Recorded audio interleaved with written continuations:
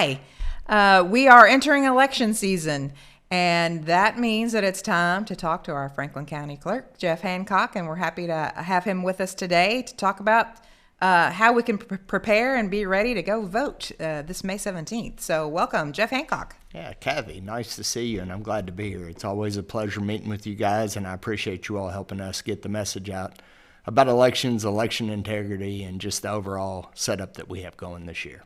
Absolutely. So we're glad that you reach out to us and make sure that we're in with you to help people get informed. So I know there's some changes happening this time for our voters. We've got some new equipment that is more secure, and it's going to be different for them. And you've brought in some equipment to show, but let's talk about it just a little bit about the equipment and how it's more secure and what people should expect when they come vote. Yeah, appreciate that, Kathy, and thank you. First and foremost, with us today, we have Maygan Fryman. She's our election official. She is a real asset to Frankfort and Franklin County. She does an amazing job keeping us up to date and just an absolute amazing asset for us. So we want to thank her for being here with us today. She's going to be my Vanna White, for lack of better words. She's going to show us all of the Well, that's because she's the pro on the equipment, right? That's exactly right. That's exactly right. Kathy, there has been some questions out there about election integrity, about the equipment. I want to first and foremost say that there is zero voter fraud in Franklin County and or in the state of Kentucky. I'm very proud of the state of Kentucky overall. We have 120 county clerks. We have 120 counties, and they all do their best to uphold with the most integrity, elections especially. So the equipment that is used is by HARP Election Services. It's a HARP InterCivic product. It has passed all the board certifications for the State Board of Election and the National Board of Elections. It's just really a great product. It's a product that I think there's some confusion on when it comes to election equipment. They think some people have maybe commented or said that they can be hooked to the internet or can be manipulated through the internet. And that's, quite frankly, it's all false information. It's all information that is hypothetical, and none of it's been tested. None of it is on anything other than theory and hypotheticals. So I want the Franklin County voter to not only feel good about it, but to feel great about the equipment that they're using. It doesn't hook to the internet. Nobody knows what your vote is. They don't know who you voted for, why you voted for them. And that's the way we want to keep it. Your vote is sacred to you, and we want the Franklin County voter to feel good about their vote. Yeah, and that's why you're here today. It's about being transparent about, again, the equipment that you use, how it works, and dispelling the myths. And this is your career and what you do.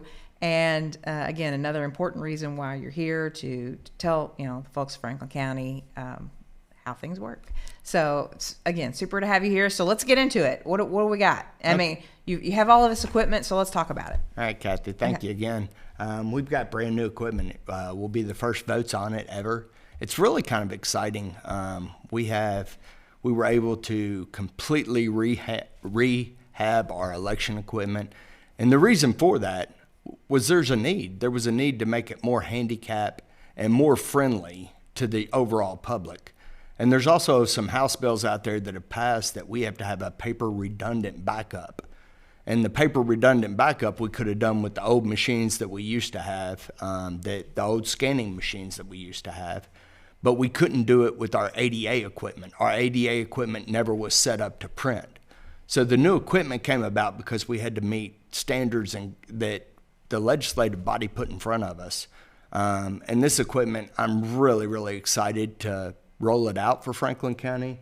I think the Franklin County voter will like the equipment, find the ease of the equipment, and for the first time ever, it is now touchscreen.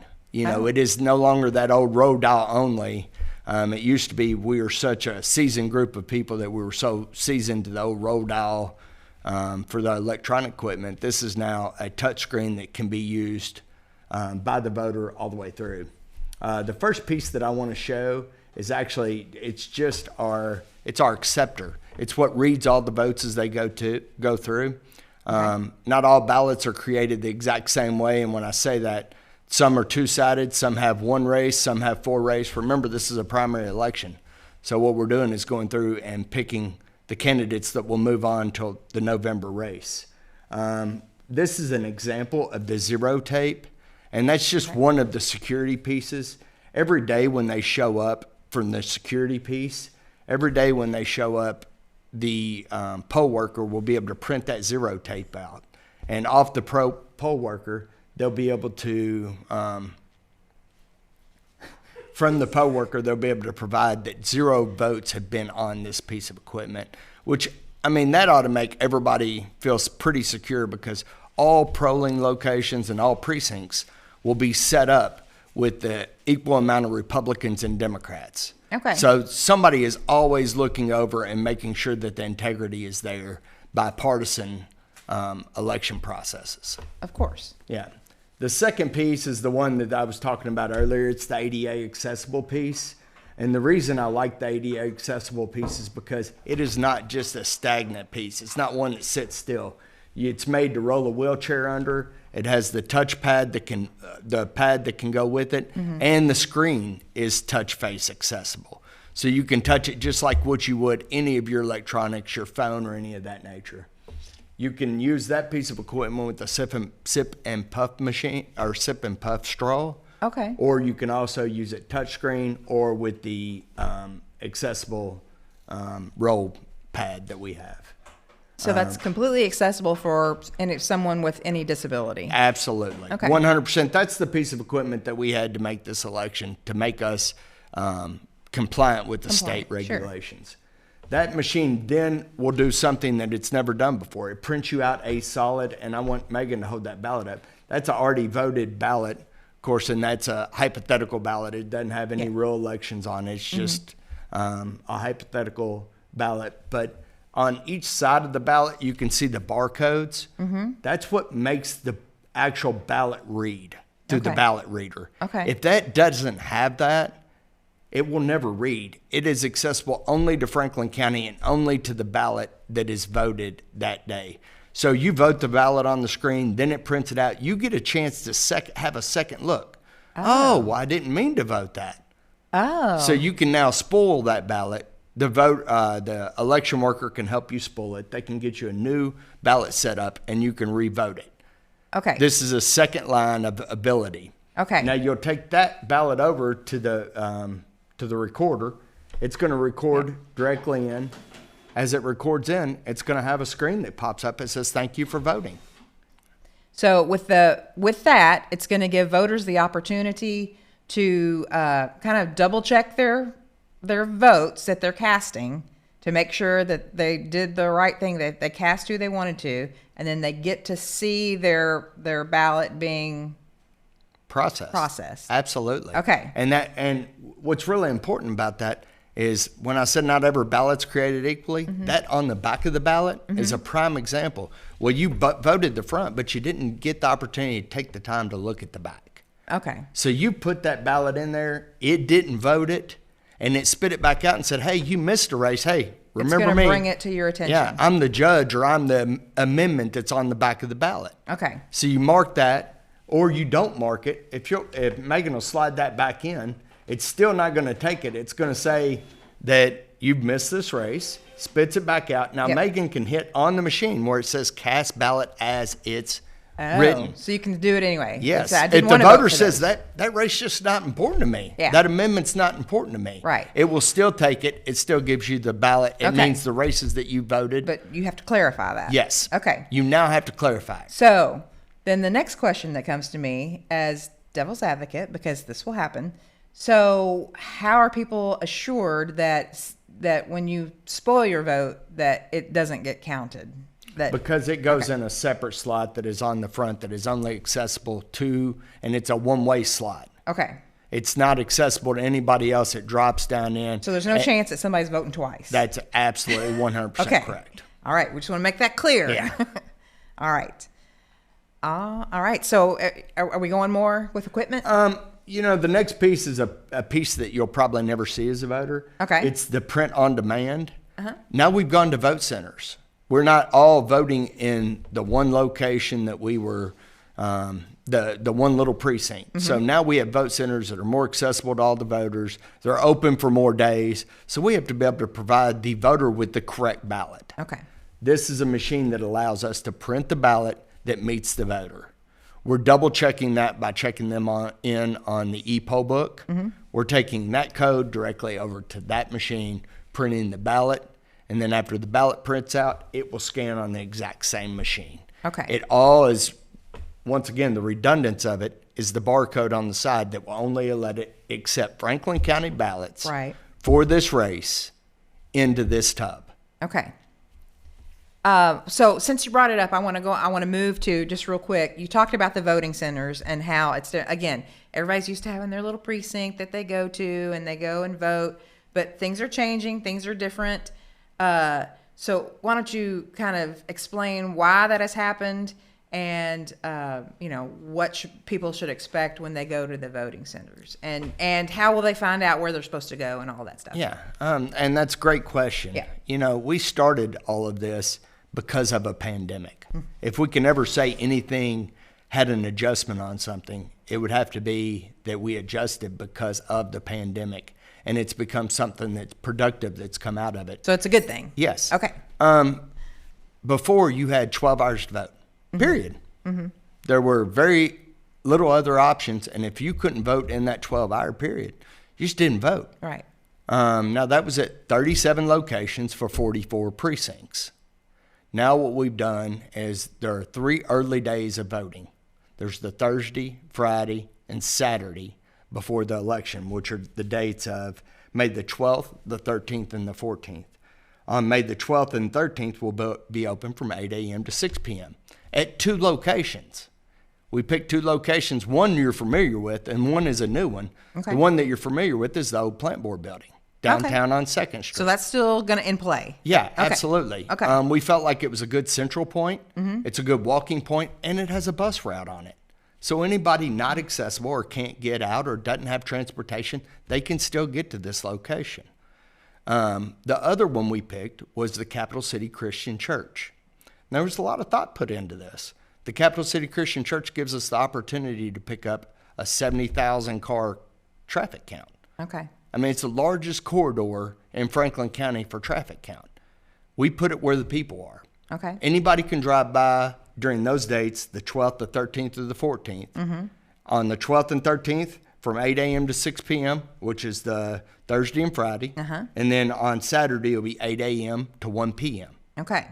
So we have now added all this extra voting, and you can vote any of those days without any excuses. Yeah. Matter of fact, we want you to. And you can go either place? Yes, Okay. either place. Okay. It is wide open to you. Then we went back to the scenario that in every magisterial district, and the reason we picked magisterial districts is because the voters are already equal in all those magisterial districts. There's roughly 8,000 voters per magisterial district. Okay. We put a handicap accessible, which are in all the schools. And we're going to come out with this map. We're actually having a class on this that's just, we're going to do a class with you. Okay. It's nothing but the map. Okay. But it's in every one of the magisterial districts. And then we went and put 2 rural locations back in for the voters that don't come to town, which are out in Ball Knob and out in Schweitzer. Okay. Yeah. All right. So, and then absentee voting. Absolutely. It's still a thing, right? It is. Okay. And the mail-in absentee portal, it will open on April 2nd? April the 2nd. Okay. And close on May the 3rd. 3rd. Okay. Now, I need everybody to understand that. That's for the mail-in ballot that you can do. You can order it online. Okay. So, 100% secure, but you have to have a reason at this point. We're going to go more into those on the next segment, okay. Kathy. But the opening, that's coming soon, April 2nd. Yes.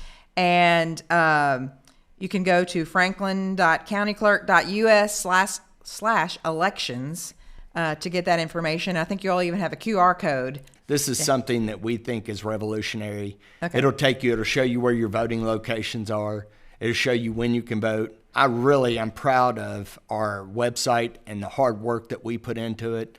If they put the QR code up there, you can scan that with your phone. Yeah. as they scan the QR code, it's going to take you directly to the website and directly to the election portal. Okay. So we're trying to find ways to get out there. We're trying to find ways to make sure that we're for the public, and we're trying to find ways to show that we want everybody that's able to vote, that has interest in this election, to come vote. Yeah. Well, that's what being the county clerk is all about. And you're doing a great job. So we appreciate that. We appreciate your work, and we know how important it is for you to get this information out, because we talk about it all the time, how important it is for people to get informed, not only about the candidates, but about the process itself and where they need to go, what they need to do, what they should expect. And so, again, we appreciate opportunities like this with you. We do want to say we do have a deadline coming up, that if you are not yet registered to vote, that is coming up April 18th to be eligible to cast a vote in the primary there on May 17th and in the general election. If you want to be able to vote in the primary May 17th, you got to be registered by April 18th at 4 p.m.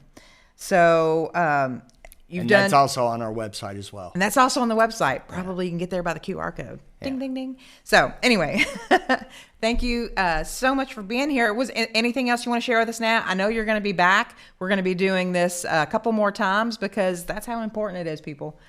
So anything else you want to get in today? No, Kathy, I can't thank the plant board enough. Having us here and giving us the opportunity and the platform to come out and really help the voter and help educate the voter on the new equipment, the new locations, the new processes of when they can vote and how they can vote. It's super important, and I really appreciate what the plant board does for us, allowing us to be here to explain it to the voters in Franklin County. So thank you. Well, you're welcome, and thank you so much. Again, we consider it our community service. It's something that is so important to this community as we are deciding not only who our local leaders are going to be, because the decisions they make are so important, but also our state leaders and in some years our national leaders. So I know it's a lot of work for all of you at the county clerk's office, and we certainly appreciate that and the work that you put into it. And again, we appreciate you coming to keep us all informed, and we look forward to doing it again. So we want to thank Maygan and County Clerk Jeff Hancock for coming today. Again, y'all, it's election season, so it's time to get informed, and then we're telling you how you can go vote. So thank you so much.